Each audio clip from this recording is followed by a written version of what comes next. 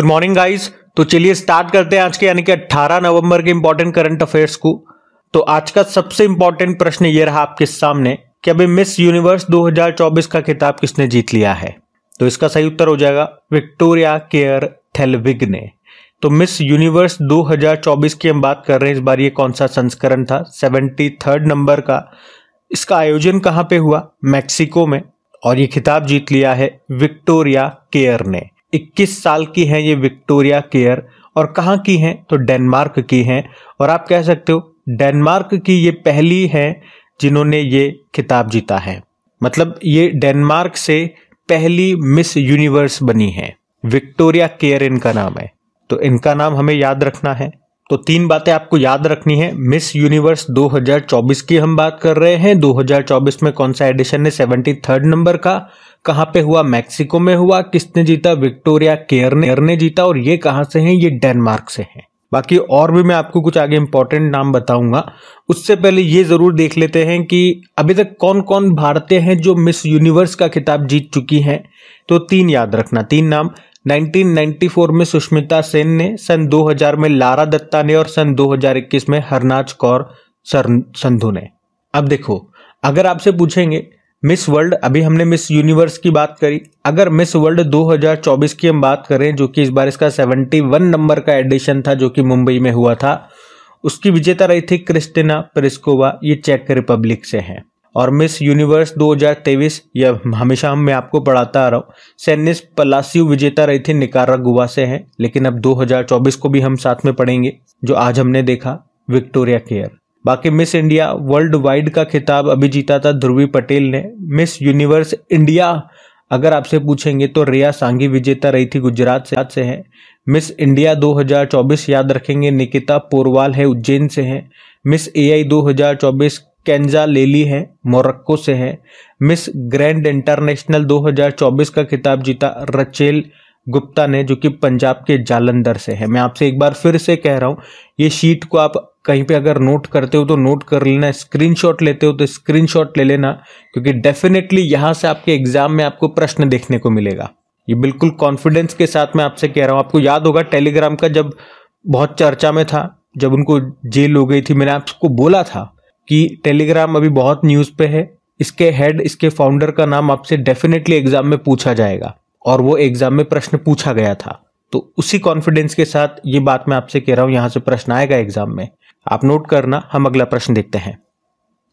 चलो देखो फिर अगला प्रश्न क्या है कि अभी हाल ही में राष्ट्रीय मृगी दिवस ये कब मनाया गया। तो आंसर होगा 17 नवंबर को। तो हर साल 17 नवंबर को नेशनल एपिलेप्सी डे के रूप में मनाया जाता है। तो भारत में मृगी के बारे में जागरूकता पैदा करने के लिए ये दिन मनाया जाता है। मृगी ये एक मस्तिष्क विकार है जिसके कारण बार बार दौरे पड़ते हैं। ये दुनिया भर में चौथा सबसे आम न्यूरोलॉजिकल विकार है। अच्छा, ये तो राष्ट्रीय मृगी दिवस है। आपको याद होगा एक अंतरराष्ट्रीय मृगी दिवस भी होता है, इंटरनेशनल एपिलेप्सी डे, जो हर साल फरवरी को दूसरे सोमवार को मनाया जाता है। वैसे 17 नवंबर को हम 2 और दिवस मना रहे हैं, एक तो अंतरराष्ट्रीय विद्यार्थी दिवस, और सड़क यातायात पीड़ितों की याद में विश्व दिवस भी होता है 17 नवंबर को। चलो अभी नवंबर में कौन कौन से डे हम मना चुके हैं मैं आपको रिवाइज वो भी करवा देता हूं। तो देखो, 1 नवंबर को वर्ल्ड वीगन डे था, 3 नवंबर को अंतरराष्ट्रीय बायोस्फीयर रिजर्व दिवस, 5 नवंबर को विश्व सुनामी जागरूकता दिवस, 7 नवंबर राष्ट्रीय कैंसर जागरूकता दिवस, 8 नवंबर विश्व रेडियोग्राफी दिवस, 10 नवंबर विश्व सार्वजनिक परिवहन दिवस, और 10 नवंबर को ही विश्व टीकाकरण दिवस, 11 नवंबर राष्ट्रीय शिक्षा दिवस, 12 नवंबर विश्व निमोनिया दिवस और लोक सेवा प्रसारण दिवस, 14 नवंबर को विश्व मधुमेह दिवस, और 16 नवंबर को राष्ट्रीय प्रेस दिवस, और अभी 17 नवंबर को ये हमने राष्ट्रीय मृगी दिवस के रूप में मनाया। तो ये 17 नवंबर तक के सारे इंपॉर्टेंट डेज मैंने आपको रिवाइज करा दिए, ध्यान में रखना। अगला प्रश्न देखते हैं। फिर अगले में क्या पूछ रहे हैं, अभी हाल ही में किसे नाइजीरिया का दूसरा सर्वोच्च सम्मान, जिसे कहते हैं grand commander of the Order of the niger, से सम्मानित किया गया। तो आंसर होगा नरेंद्र मोदी को।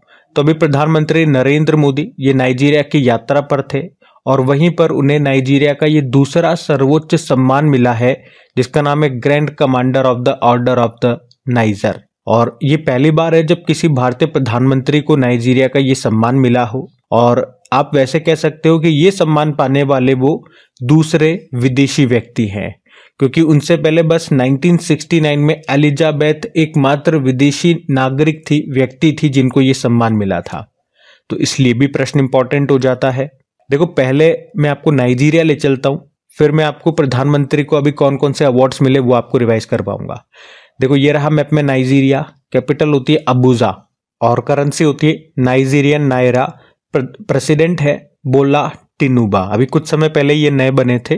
और नाइजीरिया से आपको जरूर याद आएगा कि यहीं की एक व्यक्ति हैं जो वर्ल्ड ट्रेड ऑर्गेनाइजेशन की पहली महिला डायरेक्टर जनरल बनी थी।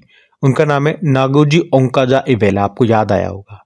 और नाइजीरिया से और पॉइंट में आपको रिवाइज कर रहा हूं, तो WHO द्वारा रिकमेंडेड मेनिनजाइटिस टीके को यूज करने वाला ये पहला देश बना था। उस टीके का नाम है MEN5CV। मेनिनजाइटिस से याद रखना, WHO वर्ल्ड हेल्थ ऑर्गेनाइजेशन का लक्ष्य है इसे खत्म करना। कब तक? 2030 तक। बाकी चलो, अभी मोदी जी को और कौन सा अवार्ड मिला था वो मैं आपको रिवाइज करवाता हूं। तो पहले आप देखो कि इनको भी 2024 में ही कौन कौन से देशों से कौन कौन से अवार्ड मिले थे। तो अभी लेटेस्ट तो ये नाइजीरिया का हमने पढ़ लिया। इससे पहले अभी 2-4 दिन पहले डोमिनिका जो देश है वहां का सर्वोच्च सम्मान इनको मिला था, डोमिनिका, जिसको कहते हैं डोमिनिका अवार्ड ऑफ ऑनर। उससे पहले इसी साल इनको रशिया का भी एक सर्वोच्च नागरिक सम्मान मिला था। और ये प्रश्न एग्जाम में आया था। इस अवार्ड का नाम पूछा गया था। क्या है अवार्ड का नाम? The Order of Saint Andrew the Apostle. और इसी साल भूटान का भी सर्वोच्च नागरिक सम्मान मिला था। वैसे घोषणा इसकी बहुत पहले हो गई थी, लेकिन इसी साल दिया गया। और पिछले साल भी इनको कई देशों से सम्मान मिले थे। ग्रीस का सर्वोच्च नागरिक सम्मान मिला था, फ्रांस का सर्वोच्च सम्मान मिला था, Grand Cross of the Legion of Honour. मिस्र का सर्वोच्च नागरिक सम्मान मिला था, पापुआ न्यू गिनी, फिजी। तो ये 2024 और 2023 वाले तो कम से कम ध्यान में रखना, 1-2 साल के तो आप, बाकी और भी वो आप जानते ही हो, लेकिन मैंने 2023 और 2024 पे ज्यादा जोर दिया। इनको ध्यान में रखना जो मोदी जी को दिए गए। ठीक है, अगला प्रश्न देखते हैं। फिर अगले प्रश्न में पूछ रहे कि अभी हाल ही में लॉन्च माँ मदर नाम की बुक को किसने लिखा है? तो आंसर होगा डॉक्टर देवेंद्र कुमार घोदावत ने। तो बुक का नाम माँ मदर है। इसको लॉन्च किया विधि एवं जो न्याय मंत्री हैं, लॉ एंड जस्टिस मिनिस्टर हैं अर्जुन राम मेघवाल ने। और लिखा किसने है? लेखक कौन है? तो केरल के जो राज्यपाल है गवर्नर है आरिफ मोहम्मद खान, उनके अतिरिक्त सचिव हैं डॉक्टर देवेंद्र घोदावत। उन्होंने ही इस बुक को लिखा है। तो ये जो बुक है ये उस गहरे भावनात्मक और आध्यात्मिक संबंध पर प्रकाश डालती है जो एक माँ और उसके बच्चे के बीच के रिश्तों को परिभाषित करती है। तो बुक का नाम, लेखक का नाम याद रखना। अब 2024 की कुछ इंपॉर्टेंट बुक्स मैं आपको रिवाइज करवाऊंगा। उससे पहले आप ऑप्शन में भी देख सकते हो, जो हमारे विदेश मंत्री हैं सुब्रमण्यम जयशंकर, अभी 2-4 दिन पहले इनकी बुक आई थी, हमने पढ़ी थी, वाई भारत मैटर्स।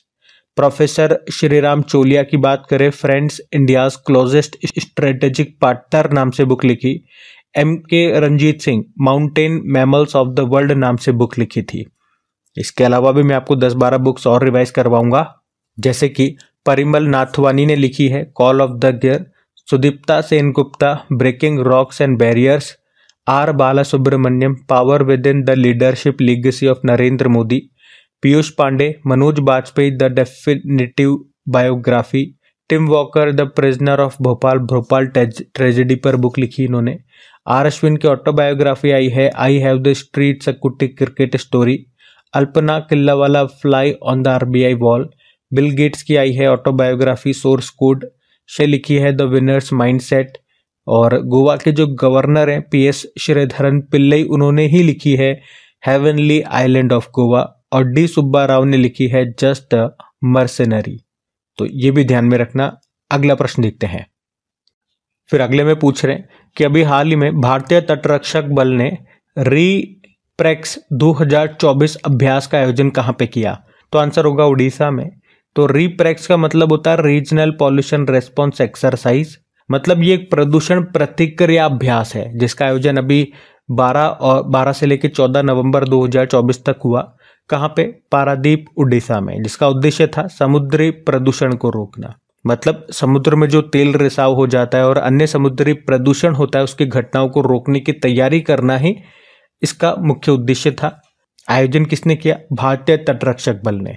भारतीय तटरक्षक बल की बात करें, क्योंकि देखो उड़ीसा के बारे में मैंने आपको अभी 2-4 दिन पहले ही डिटेल में बताया, जो भी 2024 की मिलिट्री एक्सरसाइजेज हैं हर बार मैं आपको रिवाइज कराता हूँ। तो आज हम इंडियन कोस्ट गार्ड फोर्स के बारे में थोड़ा सा डिटेल में जानते हैं। इसकी स्थापना हुई थी 1 फरवरी 1977 में। इसकी स्थापना किस समिति की सिफारिश पे होती है ये पूछेंगे तो रुस्तम जी समिति। जिसका उद्देश्य क्या था? इसको स्थापित करने का उद्देश्य समुद्र में तस्करी और अवैध गतिविधियों से निपटना और भारत के समुद्री संसाधनों की रक्षा के उपाय सुझाना। वैसे भारतीय तटरक्षक बल का जो पहला जहाज था उसका नाम था ICGS कुठार। ICGS मतलब इंडियन कोस्ट गार्ड शिप, जो भारतीय नौसेना जहाज यूज करती है उसके आगे लगाते हैं INS, इंडियन नेवल शिप। अच्छा, इसके जो पहले महानिदेशक थे उनका नाम क्या था? VA कामत। अभी नए बन गए 26वें नंबर के, उनका नाम है परमेश शिवमणि।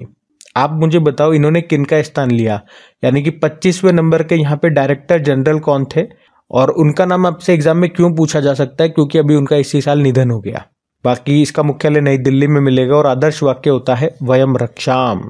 और आपको याद होगा अभी समुद्र प्रताप के बारे में, भारत का पहला प्रदूषण नियंत्रण पोत है ये, जिसको गोवा शिपयार्ड लिमिटेड ने बनाया था भारतीय तटरक्षक बल के लिए ही। तो ध्यान रखना ये सब। अगला प्रश्न देखते हैं। फिर अगले प्रश्न में पूछ रहे हैं, अभी हाल ही में भारतीय नौसेना ने किस देश के साथ यूनिकॉर्न तकनीक के लिए समझौता किया है? तो आंसर होगा जापान। तो अभी भारत और जापान ने रक्षा क्षेत्र में एक महत्वपूर्ण समझौता किया है, जिसके तहत जापान जो है ये भारतीय नौसेना के जहाजों पर यूनिकॉर्न मस्तूल लगाने के लिए सहयोग करेंगे। और ये जो यूनिकॉर्न मस्तूल है ये जहाजों की स्टील्थ क्षमता बढ़ाएंगे। यूनिकॉर्न का मतलब होता है, यहाँ पे यूनिकॉर्न का मतलब क्या हो गया? यूनिफाइड कॉम्प्लेक्स रेडियो एंटीना, इसे नोरा 50 के नाम से भी जाना जाता है। और इसमें क्या होता है? इसमें कई एंटीनों को एक मस्तूल पर एक सिंगल सपोर्टेड कॉलम पर जोड़ा जाता है। इससे जहाजों की क्षमता बढ़ जाती है। मस्तूल मतलब क्या हो गया? जहाज के ऊपर टॉप एक एंटीना की तरह निकला होता है, उसी को बोला जा रहा है मस्तूल। अच्छा, भारत में इसका निर्माण कौन करेगा? तो भारत इलेक्ट्रॉनिक्स लिमिटेड जापान की सहायता से इसका निर्माण करेगा और इसका मुख्यालय याद रखना बेंगलुरु में है। अब बात जापान की हो रही है तो ये रहा मैप में जापान। देखो जापान की कैपिटल टोक्यो है, करेंसी है येन, प्रधानमंत्री अभी फिर से बन गए शिगेरू इशिबा। यहाँ की संसद को कहते हैं Diet. Land of rising sun, सूर्योदय का देश, ये जापान को ही कहा जाता है। मुख्य रूप से 4 यहाँ पे आपको द्वीप देखने को मिलेंगे, होक्काइडो, होन्शु, क्यूशु और शिकोकू द्वीप। अभी आपको याद होगा भारत सरकार ने ग्रीन अमोनिया निर्यात के लिए अभी समझौता किया था जापान के साथ। और जापान का जो मून मिशन था, वैसे मून पर, चांद पर जाने वाला जापान ये 5वां देश बन गया है भारत के बाद। भारत चौथा बना था और उस समय इसका मिशन का नाम था स्लिम, या इसे मून स्नाइपर भी कहते हैं। लेकिन अभी से इसका कनेक्शन टूट चुका है और इसने कहा कि हम एक और मून मिशन शुरू करेंगे इस साल के एंड तक। उसका नाम है हकुतो R2। फॉल्कन 9 रॉकेट से लॉन्च करेंगे और उसमें लैंडर का नाम रेजिलियंस है और रोवर टेनेशियस है। और 2026 में जो 20वें एशियन गेम्स होंगे वो भी जापान होस्ट करेगा। अभी जो तीसरा वर्ल्ड फूड इंडिया 2024 समिट हुआ था, ये भारत का सबसे बड़ा फूड समिट होता है और नई दिल्ली में हुआ था अभी। तो ये, इसमें भागीदार देश, पार्टनर कंट्री जापान था और फोकस कंट्री वियतनाम और ईरान था। तो जापान से ये पॉइंट्स भी ध्यान रखना। आप मुझे यहाँ पे बताओ, वैसे जापान की जब भी हम बात करते हैं हर बार भारत जापान के बीच में जो मिलिट्री एक्सरसाइज होते हैं मैं आपको बताता हूँ। तो आज मैं आपसे पूछ रहा हूँ कि भारत और जापान के बीच में कौन कौन सी मिलिट्री एक्सरसाइजेज होती है, इस साल कौन कौन सी हुई और कहाँ पे हुई। देखें किस किस स्टूडेंट को पता है, बताइए, कोशिश कीजिए। बाकी अगली बार तो मैं आपको बताऊंगा ही सही। अभी हम अगला प्रश्न देखते हैं। फिर अगले में पूछ रहे हैं, हाल ही में किसने नो योर मेडिसिन एप्लीकेशन को लॉन्च किया है? तो आंसर होगा खेल व युवा मंत्रालय ने।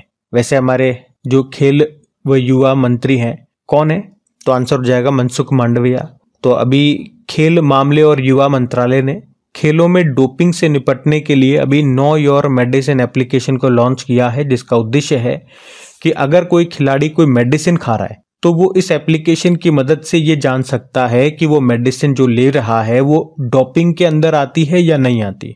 मतलब वो उसके लिए सेफ तो है ना, इसमें कोई ऐसे केमिकल्स तो नहीं मिले हुए कि उस पर डोपिंग के आरोप लग जाए।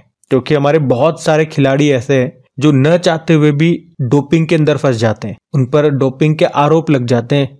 डोपिंग मतलब कि आपने ऐसी जो दवाइयों का इस्तेमाल किया है, ऐसे स्टेरॉइड्स का इस्तेमाल किया है जो कि यहाँ पे वर्जित हैं, बैन होते हैं। अनजाने में वो इस तरह के सप्लीमेंट्स का इस्तेमाल कर लेते हैं। जैसे कोई मेडिसिन ले रहे हैं तो उसमें कोई केमिकल ऐसा चला गया, तो बहुत सारे खिलाड़ियों को इस बारे में नॉलेज ही नहीं होती है। तो वो नॉलेज ही देना इसका मकसद है इस एप्लीकेशन का। तो ये जो एप्लीकेशन है ये एंटी डोपिंग जागरूकता और शिक्षा को बढ़ावा देगी। इसे तैयार किया है नाडा ने, नेशनल एंटी डोपिंग एजेंसी ने, जिसकी स्थापना होती है 2005 में और हेडक्वार्टर इसका याद रखना नई दिल्ली में है। देखो नाडा जो होती है ना, ये भारत के लिए है और पूरे वर्ल्ड के लिए जो है एंटी डोपिंग एजेंसी, उसको कहते हैं वाडा, वर्ल्ड एंटी डोपिंग एजेंसी, जिसकी स्थापना होती है 1999 में। हेडक्वार्टर है मॉन्ट्रियल कनाडा में। अच्छा, इसके अलावा कुछ और पोर्टल और एप्लीकेशंस में आपको रिवाइज कर रहा हूं जो इस साल लॉन्च हुई है। तो देखो ये 3 तरह की एप्लीकेशंस है या प्लेटफॉर्म्स हैं जिनको हमारे जो ऊर्जा मंत्री और शहरी विकास मंत्री हैं उन्होंने लॉन्च किया था, मनोहर लाल खट्टर जी ने। नाम है प्रॉम्प्ट, ड्रिप्स और जल विद्युत डीपी। उसके अलावा अमृत ज्ञान कोश और संकाय विकास पोर्टल को लॉन्च किया था डॉक्टर जितेंद्र सिंह ने। चाक्षु प्लेटफॉर्म लॉन्च किया दूरसंचार विभाग ने। शी बॉक्स पोर्टल महिला एवं बाल विकास मंत्रालय ने लॉन्च किया, जिसकी मंत्री अन्नपूर्णा देवी है। मे डेविस प्लेटफॉर्म लॉन्च किया था WHO ने, जिसका फुल फॉर्म होता है मेडिकल डिवाइसेज इंफॉर्मेशन सिस्टम। और ई साक्ष्य, न्याय सेतु, न्याय श्रुति और ई समन एप्लीकेशन को गृह मंत्रालय ने लॉन्च किया था। इंडियन आर्मी ने प्रोजेक्ट नमन लॉन्च किया। नोटरी पोर्टल को लॉन्च किया ministry of law and justice ने, जिसके मंत्री हैं अर्जुन राम मेघवाल। और सिटीजन सेंटिनल एप्लीकेशन ट्रैफिक नियमों के उल्लंघन पर नजर रखने के लिए अभी केरल ने इसको लॉन्च किया था और इसे लॉन्च करने वाला ये तीसरा राज्य बना था छत्तीसगढ़ और उड़ीसा के बाद। तो ध्यान रखना ये। अगला देखते हैं प्रश्न। तो अगले में पूछ रहे हैं कि आरबीआई ने अभी किसे DSIB के रूप में नामित किया फिर से, तो आंसर हो जाएगा all of the above. DSIB मतलब डोमेस्टिक सिस्टमेटिकली इंपॉर्टेंट बैंक्स। तो आरबीआई जिस भी बैंक को ये दर्जा देता है, इसका मतलब है कि वो भारत का सबसे इंपॉर्टेंट बैंक हो गया है। आरबीआई का मानना है कि अगर ये बैंक अगर ये कभी फेल हो जाते हैं, वैसे तो आरबीआई कहता है ये कभी फेल नहीं होंगे, लेकिन अगर ये फेल हो जाते हैं तो इससे भारत की अर्थव्यवस्था पर, उसकी इकोनॉमी पर बहुत बुरा प्रभाव पड़ेगा। जैसे ये कहता है टू बिग टू फेल। तो एक बार फिर आरबीआई ने इन तीनों बैंकों, कौन कौन से, SBI, HDFC और ICICI बैंक को DSIB के रूप में नामित किया है। इसीलिए ये प्रश्न मैं आपको करा रहा हूं। मतलब कोई नया बैंक नहीं जुड़ा है, ये तीनों बैंक की हैं। ये भी मैं आपको बता दूं आरबीआई ने इनको कब ये दर्जा दिया था या कब इसमें शामिल किया। तो 2015 में SBI को, 2016 में ICICI बैंक और 2017 में HDFC बैंक। तब से ये 3 ही इसमें जुड़े हुए हैं, न कोई हटा है न कोई ऐड हुआ है। मतलब आरबीआई के हिसाब से सबसे इंपॉर्टेंट बैंक्स हैं ये। बाकी बात आरबीआई की है तो आरबीआई स्थापना होती है 1 अप्रैल 1935, हेडक्वार्टर मुंबई। और किस समिति की सिफारिश पे की स्थापना होती है? यंग हिल्टन आयोग। और नेशनलाइजेशन हुआ था 1 जनवरी 1949। गवर्नर वर्तमान में है शक्तिकांत दास, 25वें नंबर के हैं।